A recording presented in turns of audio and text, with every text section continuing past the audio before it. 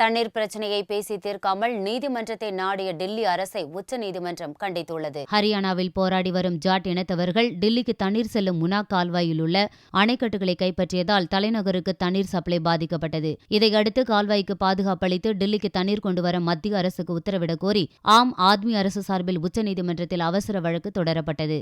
அந்த மனு தலைமை நீதிபதி டி.எஸ். தாகூர் தலைமையிலான பெஞ்ச் முன்னிலையில் திங்களன்று விசாரணைக்கு வந்தபோது டில்லி நீர்வளத்துறை அமைச்சர் கபில் மிஸ்ரா நீதிமன்றத்துக்கு வந்திருந்தார். அவரை பார்த்து எதற்காக நீதிமன்றம் வந்திருக்கிறீர்கள் என கேள்வி எழுப்பிய நீதிபதிகள் மக்களின் பிரச்சினைகளை நேரில் சென்று களைவதில் முனைப்பு காட்டுங்கள் என அறிவுரை கூறினார். ஹரியானா அரசுடன் பேச்சு நடத்தி பிரச்சினைக்கு தீர்வு காணாமல் நீதிமன்றத்தை நாடியதற்காகவும் ஆம் ஆத்மி அரசை நீதிபதிகள் கண்டித்தனர். ஏசி அறையில் உட்கார்ந்து டில்லி அமைச்சர்கள் வழக்கை தொடர்வதாக கண்டனம் தெரிவித்த நீதிபதிகள் எந்தவித சிரமமும் படாமல் உச்சநீதிமன்றம் மூலம் தண்ணீர் பிரச்சினைக்கு தீர்வு காண டில்லி அரசு முயற்சிப்பதாகவும் குறை கூறினார்.